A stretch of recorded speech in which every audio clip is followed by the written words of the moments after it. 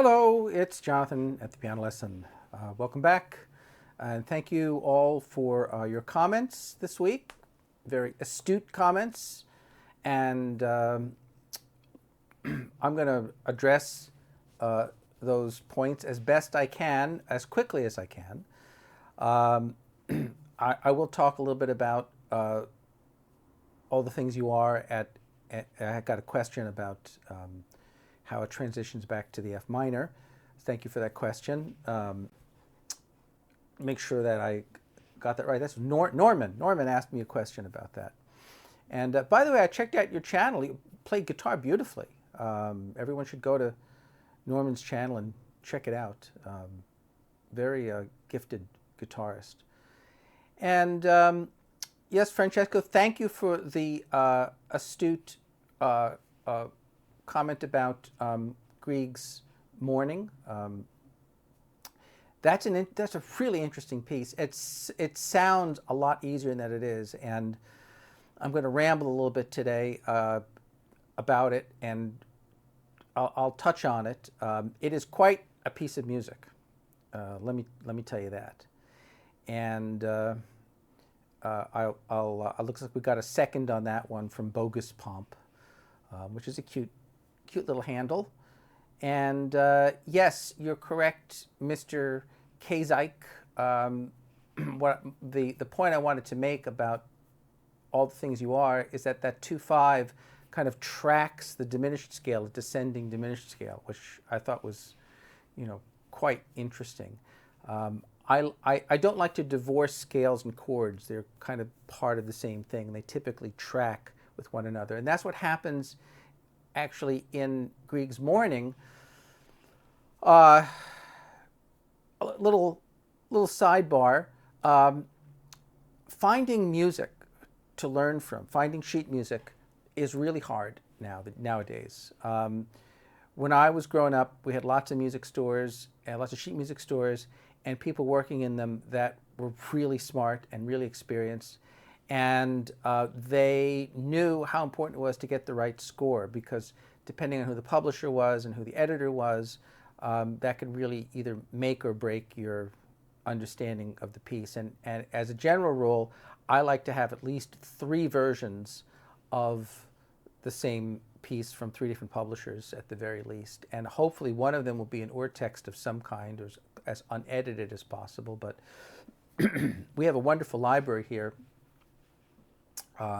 Enormous, wonderful library system, music library. So I went over there today and checked out Grieg's Morning from Peer Gynt. Little background on that piece, by the way. Peer Gynt was not, as I understand it, was not written as a standalone piece of music. It was really written for a play. And Ibsen, it was one of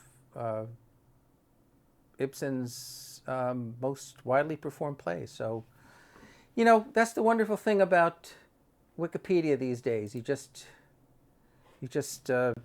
press a button and you can learn all kinds of stuff. But anyway, finding, you can't just click on YouTube. You can't just click on Google and expect to find sheet music.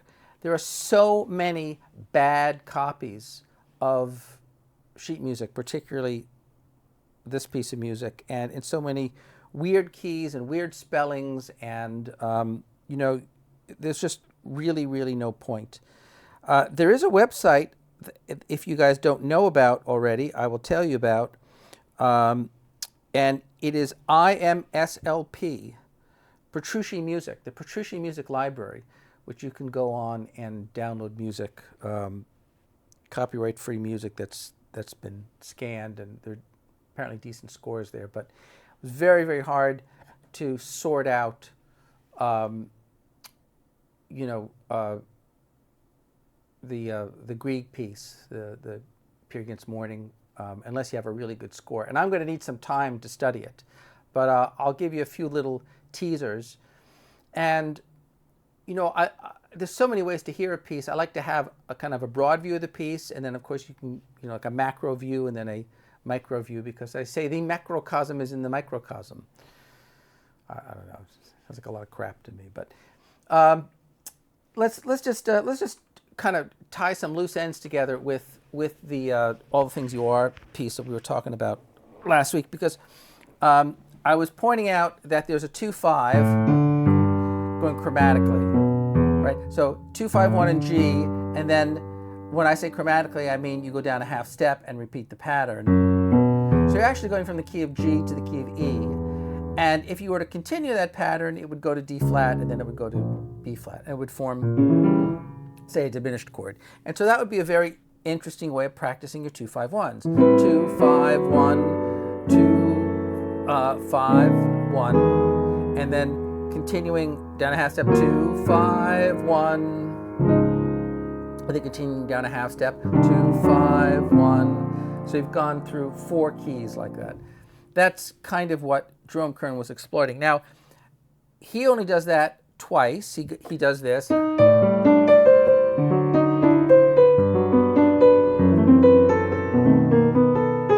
he goes to the key of E, and then he goes, how does he get back to the F minor? Well, he plays a C chord. So just to make a point, here's E, essentially E major 7, right, with the 13 in it, or the 6, however you want to call it. Right? But though, if you just change the bass or add a C, that's really a C7 chord. That's the 5 chord of F.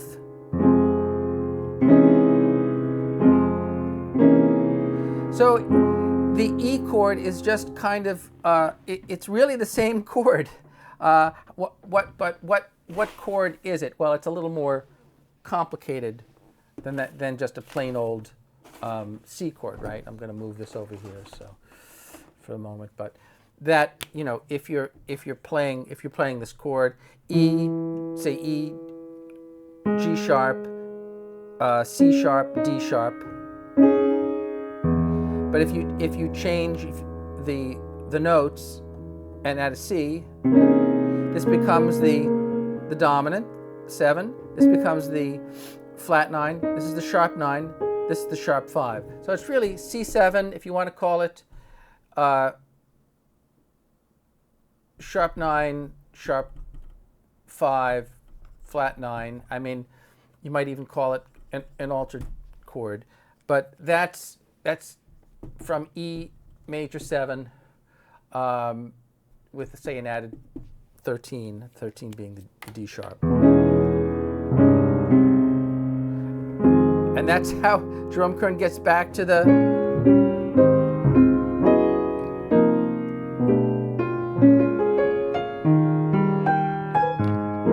that's how he kind of skates through those keys. So it's sort of a back door. And instead of exploiting that minor third relationship, he does a major third relationship. It really forms a triad. That's kind of how I remember it. That's kind of how I remember the bridge. 2-5-1 to G, 2-5-1 to E, and then 5 of F. And F is the 6th chord.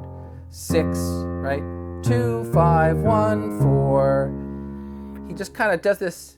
He sort of backs into the resolution in a very interesting way.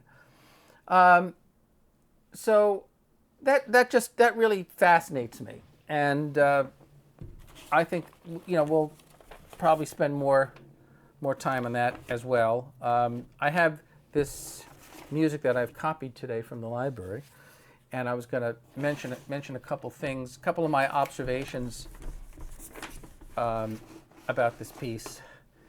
So it's in E major, and there's a lot of subtlety though. So pay attention, because if you don't look at the subtlety, you can really fall into some easy traps. And of course, everybody knows this. And he doesn't do that again. He adds the embellishment, right? Variation of the first measure, right? Sign of a, pretty clever. And then, now listen, what is that? Well, that's an open fifth, really.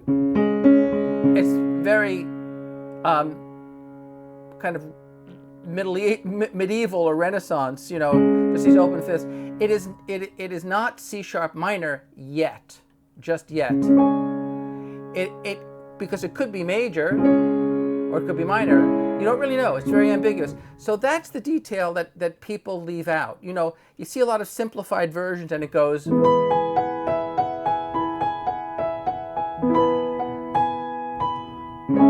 right to the minor. It's not that. Okay? It's ambiguous deliberately. That very open sound, and then it does it again. The embellishment. And here's where you get the third of the C sharp minor chord. It sounds more severe now and more serious. And then you get to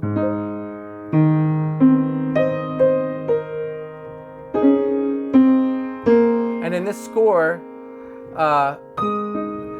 they have two D sharps written in two different clefs. Why do they do that? Well, because it's two separate voices. It's counterpoint. You have, and then you have this. The second voice picks up. Now, there's something I would point out. It starts in E, clearly.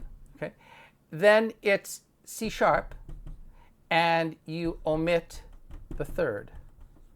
You omit the third. That's pretty important to know. And then eventually you have the C sharp minor, right? And that is the relative, right? These are relative keys. C sharp minor is a relative of E, right? And then ultimately it goes to G sharp major. Now, I might point out there is no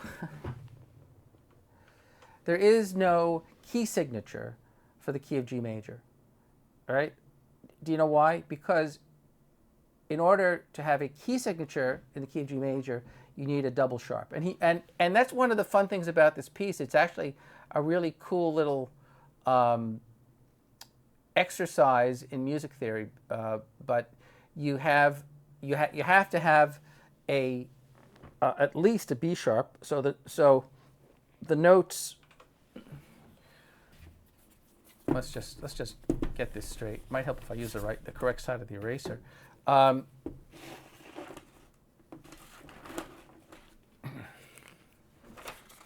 See, read just kind of to help read music, right? All triads look alike, no matter what.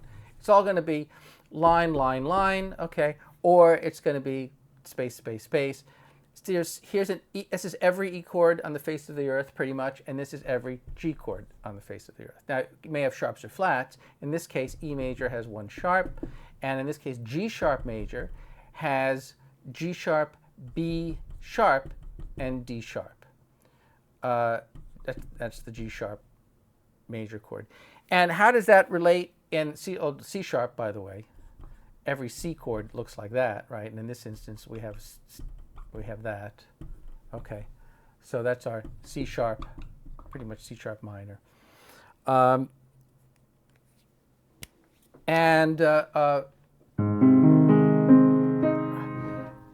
Here's why we don't have the key of G sharp. G sharp, A sharp, B sharp, C sharp, D sharp, E sharp. What would you call that? F double sharp, and then G sharp. Because every scale that you'll ever see, every major scale, or minor scale for that matter, is all going to appear as steps, right? So G, A, space, line, what did I do? Space, yeah, space, line, space, line, space, line, space, line, right? That's a scale. G sharp, A sharp, B sharp, C sharp, D sharp, E sharp, and then F double sharp. which is a whole step effectively, and you're back to the G sharp. We don't write in the key of G sharp particularly, but since we happen to be in the key of E, it makes sense. But usually we take the enharmonic spelling, 4 flats, we take A flat, B flat, E flat, A flat, D flat, A, B, C, D, E, F, G, and we're back to A again. A flat, B flat, C, D flat, E flat, F, G, and then back to A flat again. So that's why the key of A flat is a lot better, more practical than the key of G sharp. It's not like it doesn't exist, but it's just that doesn't just the key signature, right? The key signatures, you don't have double sharps in key signatures, practically speaking. Now I just wanted to give you a little spoiler alert. This piece is very squirrely, and I actually hear more of a. There's a number of different sounds in it. The most obvious being the pentatonic. So the major pentatonic. And the pentatonic sound is very, it's Asian. Come on, it's Asian, right? It's an Asian kind of sound. But it's very kind of yin and yang. It's very sort of like it can morph very easily from major to minor. You know, if you just take those notes,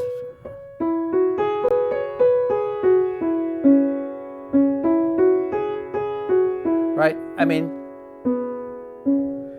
but it's not quite as severe a minor, but it just changes its cast in a very much more subtler way than you know, the very distinct. He does some of that, but there are shadings of sound. And then there's actually, I hear more of a Spanish sound. Now, why do I hear that? Because later on in the piece, you have other chords. Down the road, you'll end up playing an A chord, which is kind of interesting. But you'll end up going from, you go from E to G sharp major, and then A. You'll end up the A. So he makes a bigger deal out of the C sharp in effect than he does out of the E. You only kind of get back to the E at the end. So I hear this Phrygian. Oh, wrong note. What are we doing here? Yeah.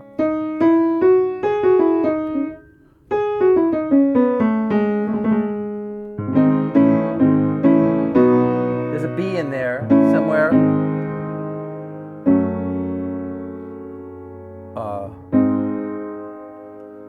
But I hear that also kind of a harmonic sound, but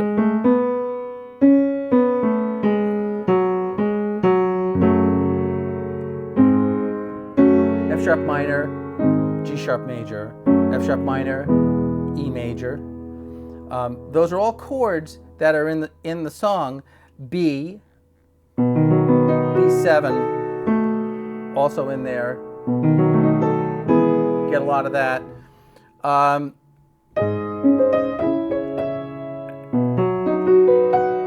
Eventually goes to B. So I'm getting ahead of myself a bit, but E, C sharp minor, G sharp major, and then it stays in that for a while, and then you know then you hear this chord, E, G sharp, B. Remember we said we spell all the chords pretty much the same way, you know, no matter what chord. So if we're looking at an E chord, E, G sharp, B, right? That's the E major. If we're looking at the E augmented, right? E, G sharp, B sharp, and that's actually kind of how we experience the chord, if I'm not mistaken. Yeah, here's your E, here's your B sharp, and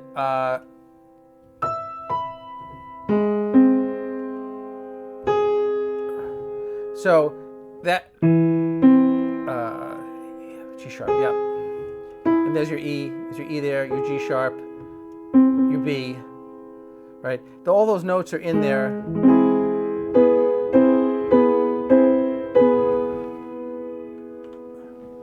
Let me put that back up. I guess I didn't have that up there. Here's the E. Here's the E augmented.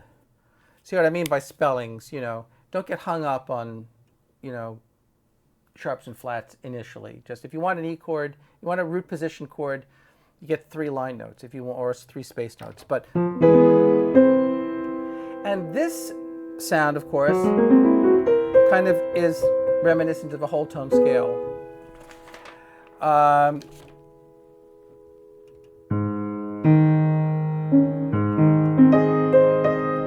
C sharp minor, and then it finally gets to B major. So B major is the 5th of E. And that's how he manages to get to C sharp, B, G sharp, C sharp, B, which is a bit, he kind of softens it out with the stepwise motion.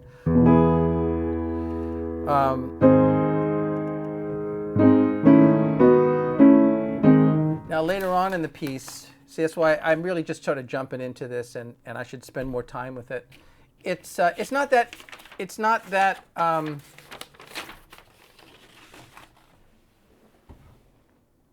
little bit rambling today, so I apologize for that. It's actually not that big a piece. It's just like 5 pages in a piano score. So it's not that daunting, but it is a little gnarly. As you see, there's subtleties.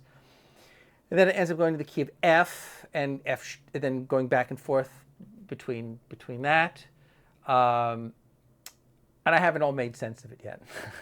But I will say that if you try to get an AI bot to make sense of it, they will completely mangle it. And I haven't, being lazy like everyone else, I look for the shortcuts, and I want to know, has anyone done a harmonic or analysis of this or theory? I'm sure someone has somewhere, But just Googling it real fast, I can't find a decent one. It's all a bunch of nonsense. It doesn't make a whole lot of sense.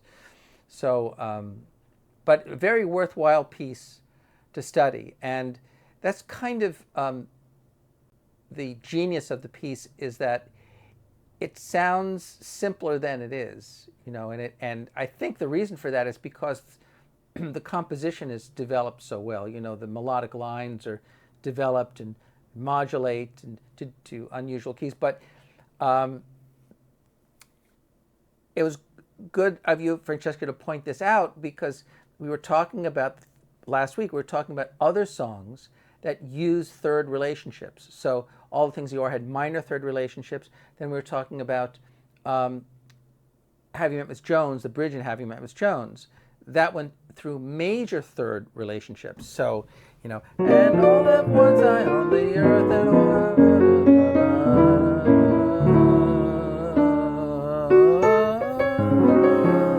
Right, so we're doing B flat, G flat, and then D. And that forms a augmented triad, right? And then we were talking about giant steps, and when you kind of filter out all of the noise in giant steps, you have 3 main keys. You have B, G, and E flat. That's the augmented sound as well. That's the glue that kind of keeps it together. It's just that it's exploited in a different way. So, and then likewise,